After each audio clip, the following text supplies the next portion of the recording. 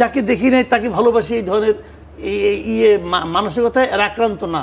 আচ্ছা, এই দেখার মধ্যে দেখলে পরে বিএনপি খুব একটা সুবিধাজনক অবস্থানে নাই এদের কাছে। ফুটপাতে যে দোকানদাররা বসে জিজ্ঞাসা করে দেখেন তো দিনে কত দিতে হয়, 200 টাকার কমে হবে না। আপনি তো আমাকে সময় দেন, আপনাকে আমি কারণটা ব্যাখ্যা করতে পারি। কারণটা হলো কি, শুনেন, বিএনপি কিংবা জামায়াতে ইসলাম এই দুই দলকে এদেশের তরুণ ভোটাররা সরকারে দেখে নাই। যাদের বয়স এখন 30 বছর, এরা কিন্তু ভোট দিতে পারে নাই। হ্যাঁ, এদের কেউ ভোট দিতে পারে নাই। এদের সংখ্যা মিনিমাম 4.5 কোটি ভোটারদের মধ্যে, যারা নাকি 4.5 কোটি লোক এই বছর প্রথমবার জীবনে ভোট দিবে। এরা বিএনপি এবং জামাতের রাজনৈতিক কর্মকাণ্ড সম্বন্ধে পরিচিত না। কারণ বিএনপি তো সর্বশেষ দেখছি 2006 সালে, তাই না? তার মানে 22 বছর আগে।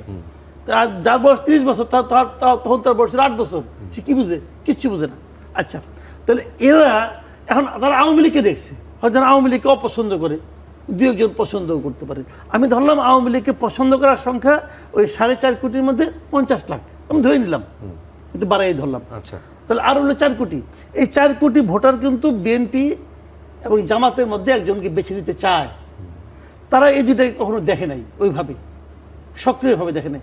এরা দেখছে কবে? 2024-এর 5ই আগস্টের পর থেকে। 24-এর 5ই আগস্টের পর থেকে এরা বিএনপি এবং জামাতকে ভালোভাবে বোঝার, দেখার চেষ্টা করছে এবং দেখতে পেয়েছে। এই 2024-এর 5ই আগস্টের পর থেকে আজকে পর্যন্ত বিএনপি এবং জামাত এরা মাঠ পর্যায়ে ঢাকা শহরে বিভিন্ন জায়গায় যে সমস্ত কর্মকাণ্ড করেছে, যদি সেটা আপনি বিচার করেন, এটা বিচার করেই কিন্তু এই ইয়াং ভোটাররা ভোট দিবে। এদের আর কোনো লিগেসি নাই রে ভাই। যাকে দেখি নাই তাকে ভালোবাসি, এই ধরনের মানসিকতায় এরা আক্রান্ত না। আচ্ছা, এই দেখার মধ্যে দেখলে পরে বিএনপি খুব একটা সুবিধাজনক অবস্থানে নাই এদের কাছে। তারা দেখেছে, যেমন ধরেন আমি উদাহরণ দিয়ে বলি, ফুটপাতে এখনো চাঁদাবাজি হয়।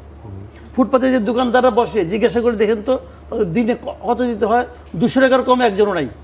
আগে কত ছিল আওয়ামী লীগের? আগে এরকম ছিল, 150-200 টাকায় ছিল। এখন বড় বাইরের 200 থেকে 300 হয়েছে, 200 to 300 এর মধ্যে ফ্ল্যাকচুয়েট করে।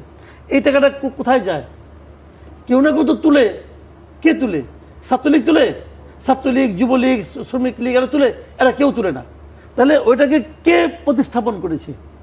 অন্য কেউ করেছে। কে করেছে? ওরা আমাকে নাম বলতে চায় না, আমি আর জানতে চাই না, কিন্তু আমি তো ধারণা করতে পারি কে তুলছে। তো এখন যারা তুলছে তাদের প্রতি কি তাদের সিম্প্যাথি বাড়বে? বাড়বে না। আবার এর বিপরীতে জামাতের পক্ষ বলতেছে যে আমরা কিন্তু কোনো চাঁদাবাজি করবো না, হ্যান করবো না, বলতেছে তো ওরা এটা মিলিয়ে নিচ্ছে যে হ্যাঁ তাই তো, ওরা তো চাঁদাবাজি করতে আসে না। এখন আসে না বলে নির্বাচনের পরে আসবে না সেই গ্যারান্টি কিন্তু নাই, কিন্তু এখন তো আসে না রে ভাই। তো এইটা কিন্তু মানুষ মেলাবে ভাই। এবং এই কারণে আমি বলছি যে এখন আর সময় খুব বেশি একটা নাই। তারপরেও বিএনপির জন্য এখন যেমন ধরেন আপনার গণমামলা, একটা মামলা হত্যা প্রচেষ্টার মামলা, অমুকের পায়ের পাশ দিয়ে একটা গুলি গেছে, এই জন্য ওটা গুলিটা তার বুকেও তো যেতে পারতো, অতএব এটা হত্যা প্রচেষ্টা। এই জন্য ওখানে 222 জনের নামে মামলা। এই 222 জন কে? অবধারিতভাবে ওই এলাকায় আওয়ামী লীগ করে, আওয়ামী লীগের সমর্থক অথবা এলাকার সম্পন্ন ধনাঢ্য ব্যক্তি। তাদের নাম দিয়ে ওরা ফোন করছে, ভাই টাকা দেন, আপনি নাম কেটে দিই। এগুলো ঘটনা ঘটছে, সব জায়গায় ঘটছে। এই সমস্ত মামলার বাদীকে দেখেন তো 90% ক্ষেত্রে হলো বিএনপি পোলাপান, হয় বিএনপি, নাহলে যুবদল, নাহলে ছাত্রদল, অথবা বিএনপির নামধারী।